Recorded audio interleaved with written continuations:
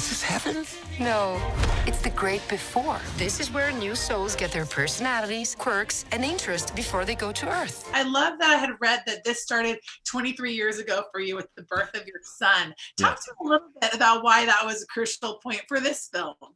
Yeah, I guess it was coming out of Inside Out, which obviously probed a lot of questions about, like, why do we feel things? Why do we have sadness and so on? But also primed me just to think about personality and thinking back to my kids' birth and recognizing they were already kind of who they were when they were born. And that seemed like such a weird kind of mind trippy thing, and wondering, how did that happen? Where did that come from? Well, there must have been some place where they were given their personality attributes and aspects of things that they would find interesting. And so that was kind of the origins of it, is exploring that. And of course, that led to a lot of deep thinking, as you would expect.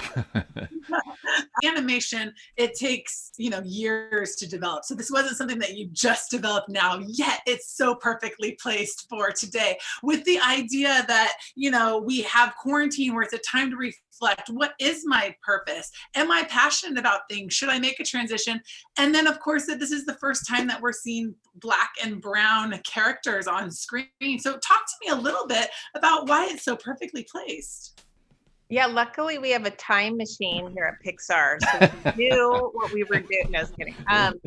No, I mean, yeah, so many of these elements, decisions were made years ago, and because they have to be,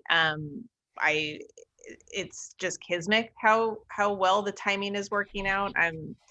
But we're so excited to have the diversity in this cast, and we're really proud of it. And it took too long. But now here we are in this moment, and I'm just really excited that we're able to give this gift, at the holidays. Kemp, talk to me. You this is your first time directing an animation, working with Pete alongside there. Why do you feel like this was a perfect project for you? Oh man, I mean, it's I wouldn't have said it was a perfect project beforehand because the scale is so big. I would have thought that the first thing I'd have done would have been a little bit, less at stake. But that being said, it was a perfect project creatively because I was encouraged to be my honest best self. There's a lot of times in the creative industries where your ideas are kind of suppressed. And I love the fact that from the very beginning, Pete and Dana said, part of your job here, and it was something that was said to the whole crew, part of your job here is to speak up. And they took that very, very seriously.